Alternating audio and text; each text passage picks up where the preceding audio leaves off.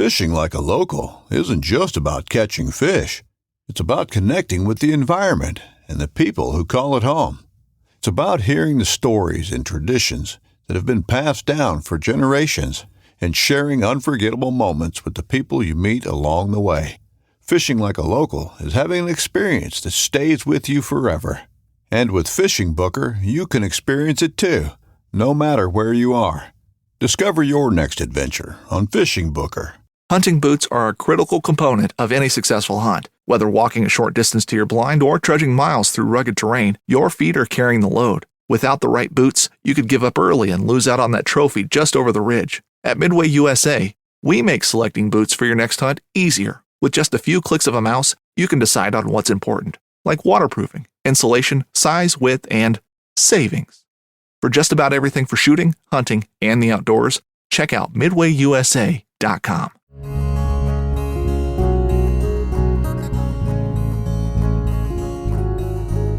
Welcome to the Casting Across Fly Fishing Podcast. I'm Matthew of CastingAcross.com, where I explore the quarry and culture of fly fishing.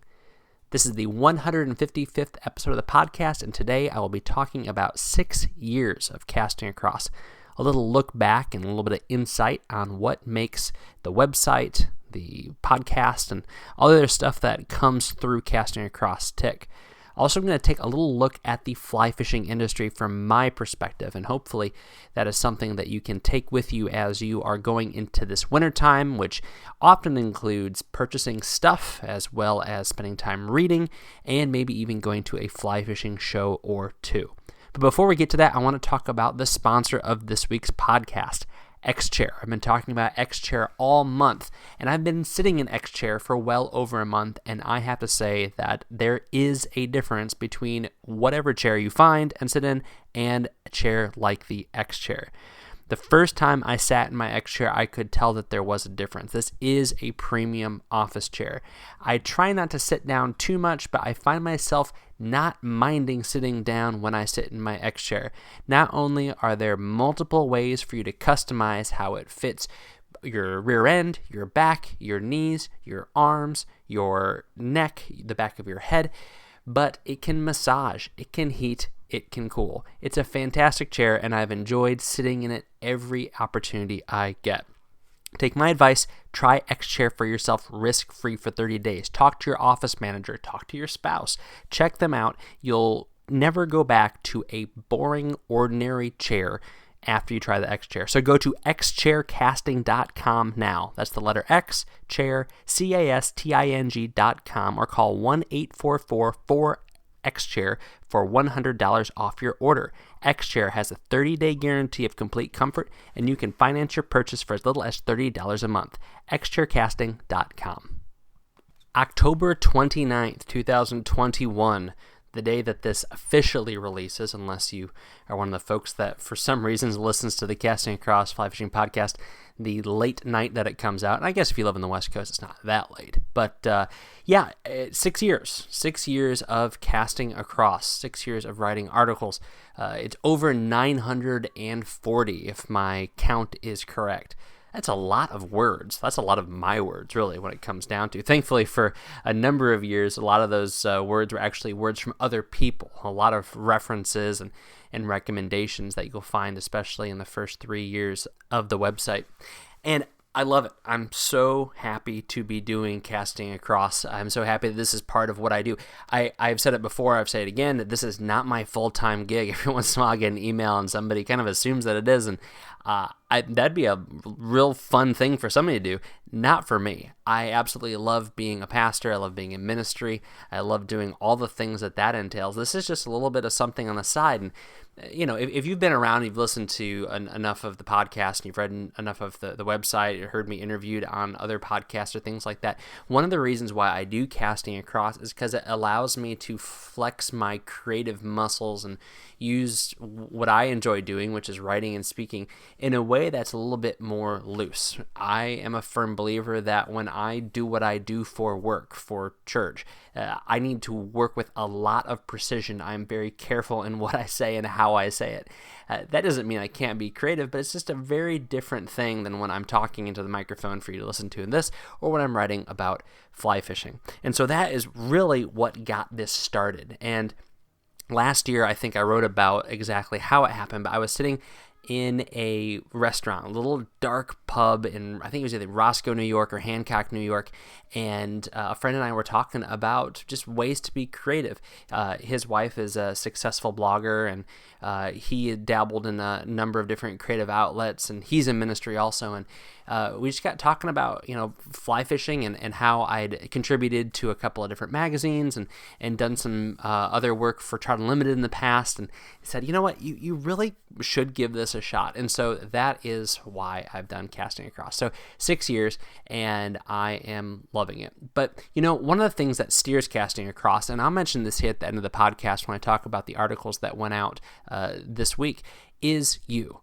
I have emails, I have social media chirps, I've even gotten texts and phone calls, because if I communicate with you offline, I'm happy to give you my phone number and happy to talk that way about ideas for content. And I think that's great. I have no illusion that my ideas are the only ideas that can be shared. So if you have ideas for the website, for the podcast, if there's a product that you want to pass along for me to take a look at and talk about, or if there's a person that you think I should talk to for an interview, I love that. I think that's fantastic. And in fact, just in a really busy season of life, some of the better interviews and product reviews have been things that people have passed along my way rather than things that I've gone hunting for. That's going to happen come this winter time, as I'm getting back into like outdoor shows and some of that sort of stuff. But in the spring, summer, and fall, when I'm just out in the woods, whenever I get a chance, I'm not spending a whole lot of time doing any auxiliary or periphery fly fishing things. It's awesome to get those things passed along. So feel free to reach out. Matthew at castingacross.com, or get a hold of me through Instagram or through Facebook or through Twitter. It's at castingacross for all of that stuff.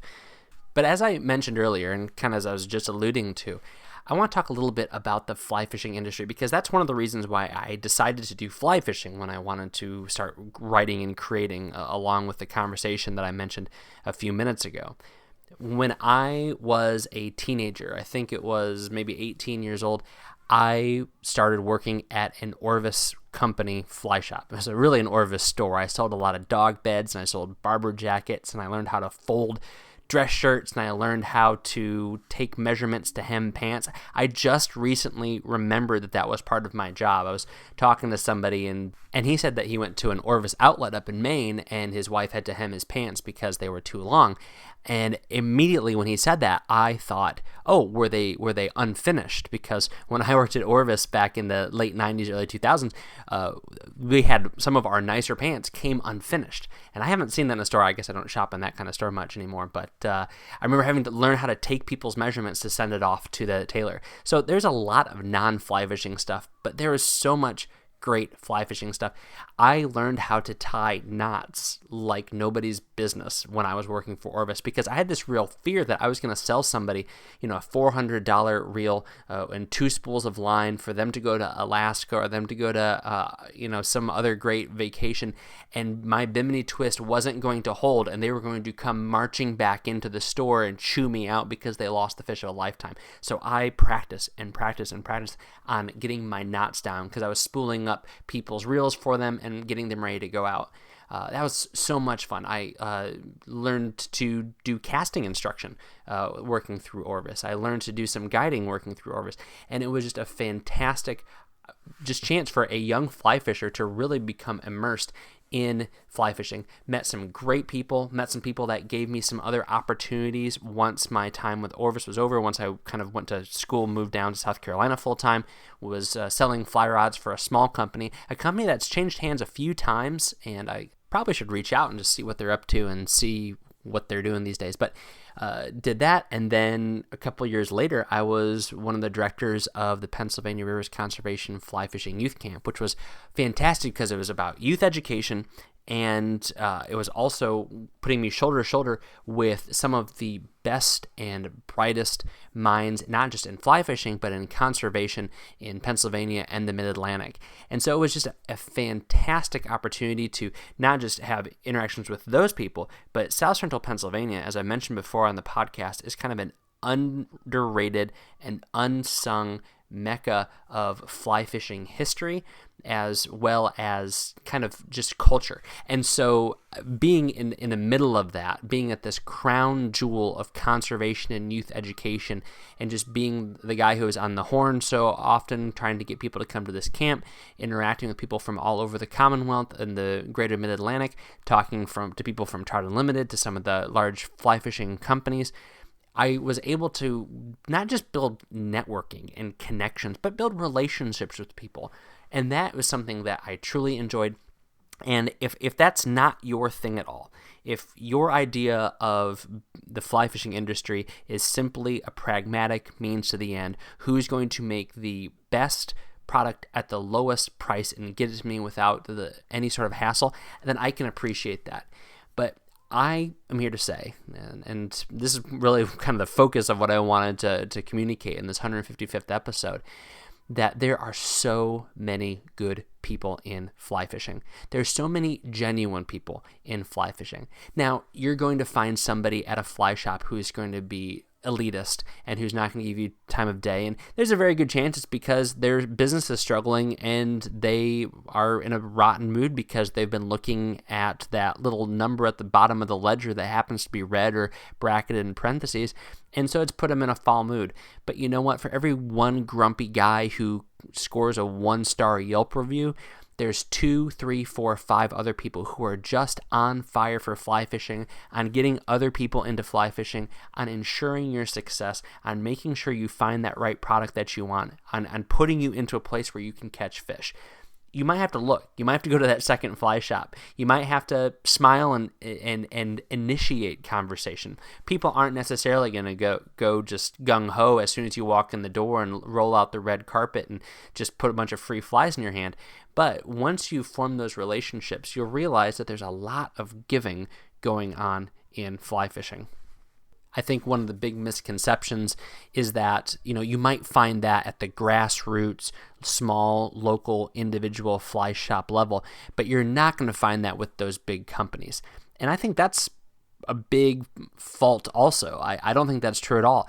I think in some of the largest fly fishing companies, the biggest names you can think of, there's no need in me saying them because I think no matter which one you pick, you're probably right. There are some very good people. I mean, some of these people, they're in their mid-20s. Some of these people are in their late 60s. And the reason why they're doing it isn't because they want to make a lot of money. They want to make enough money, but they also want to be in fly fishing. And there's something to be said for that. So again, you get your grumpy people, and that is what it is, but you're going to find that in any industry. You're going to find that somebody working at Walmart, and you're going to find that in a Fortune 500 company, just because there's sourpuss people no matter where you go. But in fly fishing, I'm thinking of, there's a number of faces that are in my head right now from, again, some of the biggest fly fishing companies, of people that are just on fire about having fun and selling you quality fly fishing gear, and they want it to be good. Of course, they've got to keep the financial side of things in their head, but especially in these larger companies, some of these people don't have to worry about that. They are just there. How can they produce the best rod? How can they produce the best fly? How can they make the best video or educational materials or promotions so that people can get into fishing and they can use these things themselves? That is their only goal. And so I would even say in some of the really big companies, they have an advantage because they've got people on their payroll that aren't worried about the financial bottom line, at every turn that they're taking. They're worried about, hey, how can I make the best rod so that I can fish with it, so that my team can fish with it, so that it can make this brand better. And there's something to be said for that, as opposed to maybe a smaller company where that president is also the manufacturer, is also the engineer, is also the marketer. By and large, in that space, those are very good people because they realize they're not going to make $1 million in fly fishing. The old joke, if you want to make $1 million in fly fishing, then start with $2 million and wait a year and you'll have $1 million in fly fishing. But a lot of those people, I feel like the industry and the market weeds them out. You can tell at these fly fishing shows the people that are there that are trying to just make money and just make money only. People want to make money. They need to. That's the purpose. That's why they're doing this to a certain degree. But there's people who put their heart into what they're doing and are believers in what they're doing and why they're doing it. And there's people that are just there to try to make a quick buck and what they perceive to be a relatively affluent space in the outdoor industry. Well, the joke's on them, because although there is a lot of affluence, there's not enough of it to keep things afloat.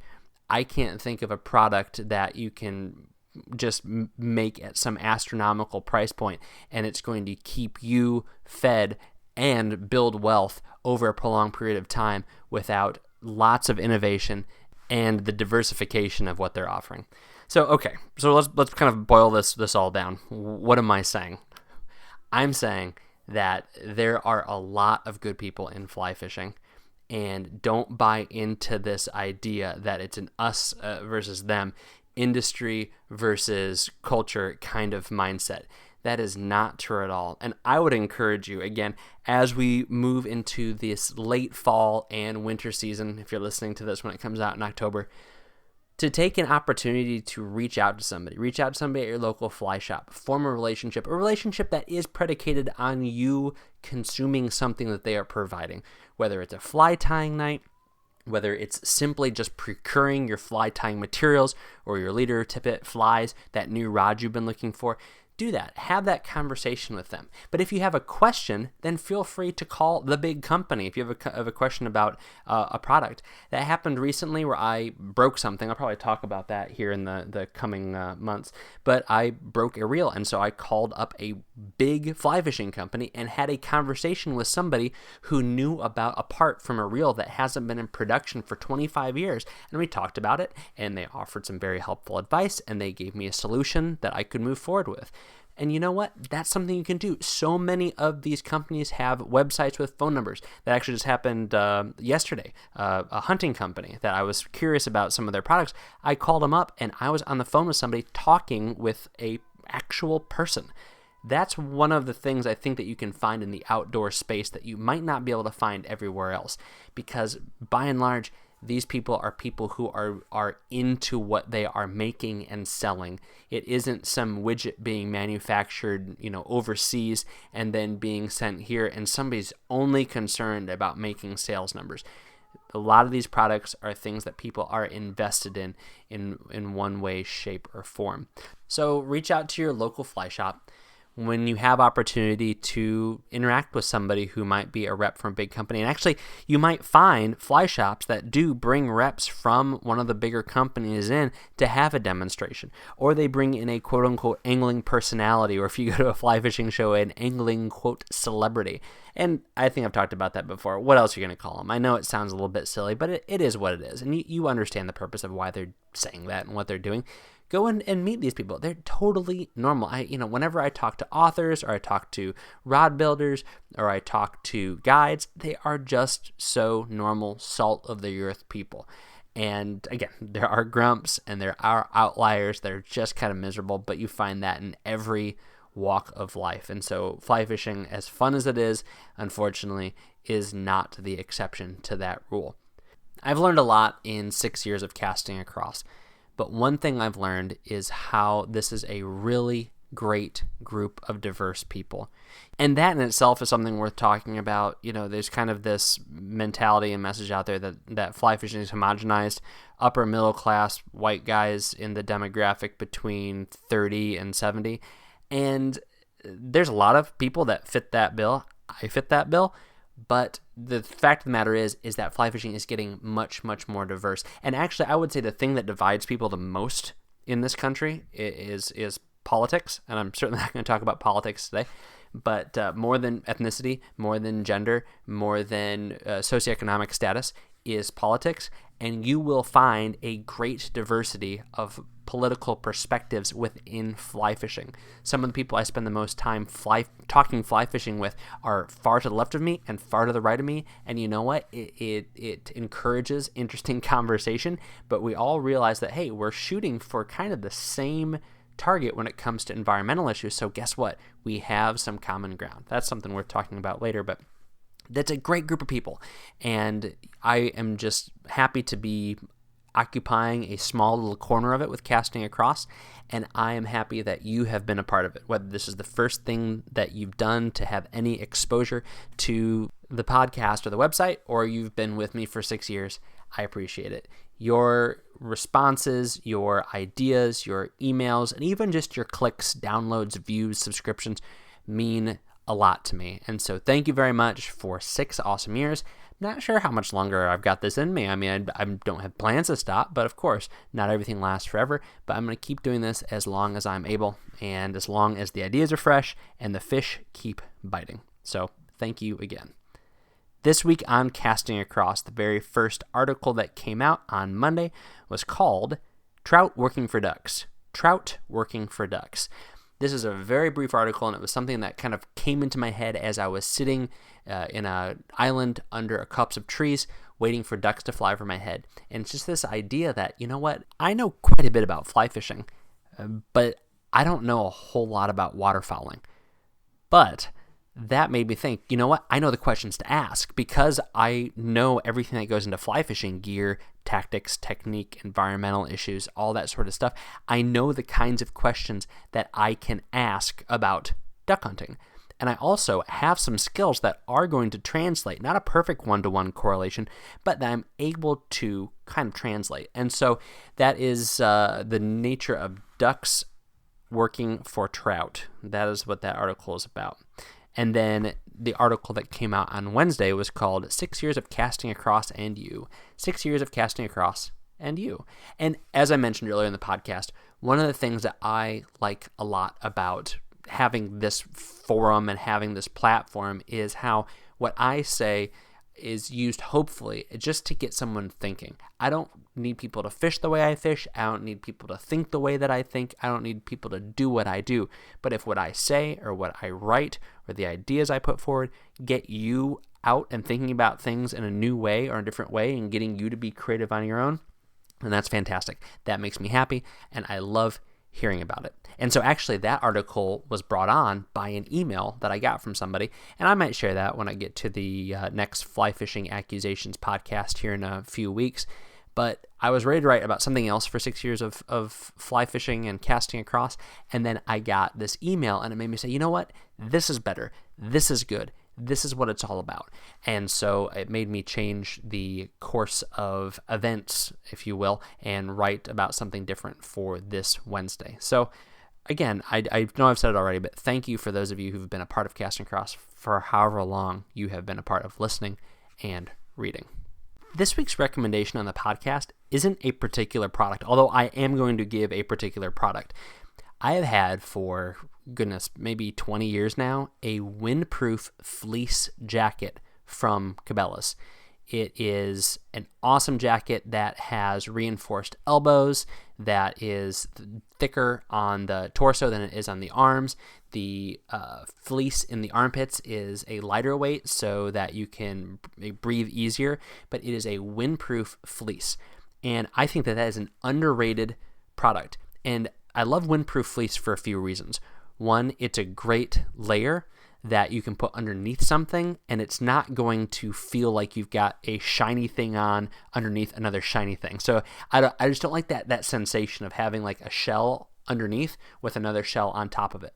So I can wear my fleece, my windproof fleece, underneath a parka or underneath a rain jacket, and it doesn't feel like I have nylon on nylon or smooth nylon on smooth nylon.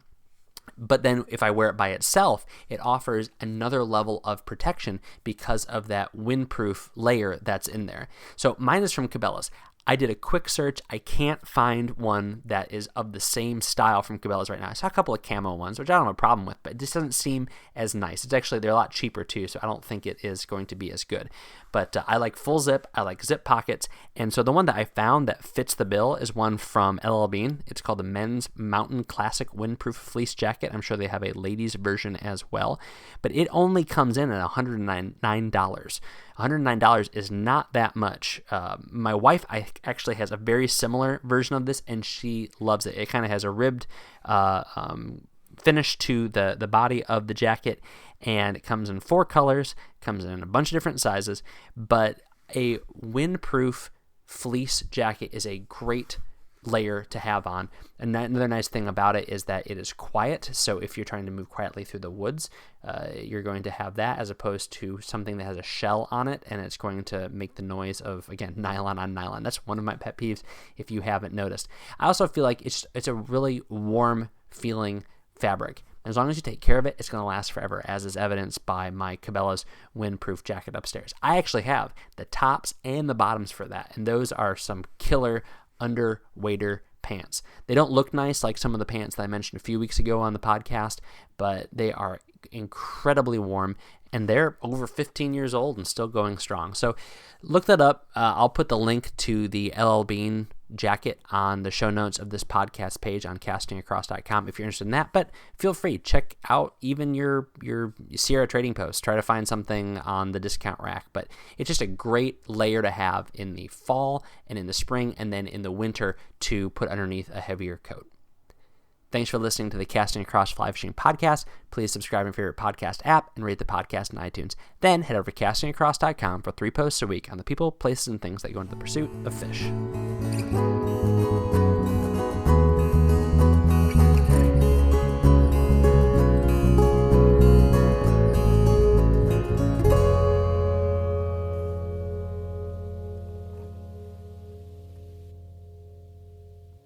In Wild Country, rules were not created by man. Don't miss Wild Country, Wednesdays from 7 to 11 p.m. Eastern. Presented by Primos. Speak the language. Waypoint TV, the destination for outdoor entertainment. A life that has the stories to back it. A life to be proud of. It's a Winchester life. Yeah, baby. 6'8" Western. Oh, mule deer, baby, right there. Tune in every Tuesday at 7 p.m. Eastern on Waypoint TV.